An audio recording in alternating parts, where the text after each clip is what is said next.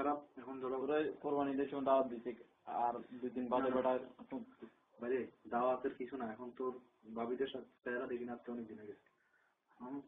সারা সরকার যা শুরু করছে দেশে, এখন আমরা তো সরকারের গোলাম, বুঝো না?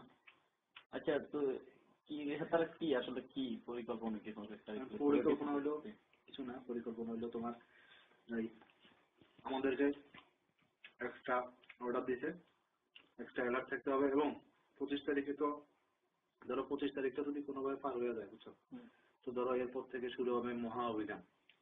ধরো একদম গ্রুপ ভাবে তোমার অ্যারেস্ট করা। এবং 25 তারিখে তো বলা হয়েছে আমাদেরকে যথেষ্ট পরিমাণে গোলা বারুদও সাপ্লাই দেওয়া হয়েছে। 25 তারিখে ধরো তোমার তোরা যে এই গোলা বারো যদি করো তো মায়া লাগে না? এই মানুষটা যে গুলি বাইরে শুন, তোরা একটা সত্যি কথা কই আজকে, আমি কখনো এই পর্যন্ত কাউকে গুলি করিনি, বুঝছো?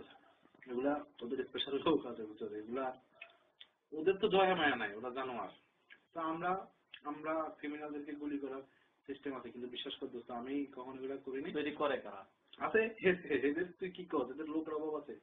সরকার তো এই মানে 25 তারিখ যাইতে আছে, হ্যাঁ, তুই মানে তোরা যদি মনে কর কিছু না করস মানে তাদের কোনো সমস্যা হবে না? না, আমাদের তো তোর তোর কোটা দিয়ে দিচ্ছে, বুঝছ না? 25 তারিখের পর থেকে বিষয়টা আমাদেরকে বলে দেওয়া হয়েছে, জ্বর থানায় এতজন এতজন করে অ্যারেস্ট করতে হবে। এবং আমরা আবার জিজ্ঞেস করছি যে স্যার, যদি আমাদের হাজতখানায় জায়গা না হয় বা তাহলে আমরা কি করতে পারি? তো আমাদের কইছে যে ধর পায়ে গুলি করে, হাতে গুলি করে, এগুলো পঙ্গু বানাইয়া, ল্যাংড়া করে বানাইয়া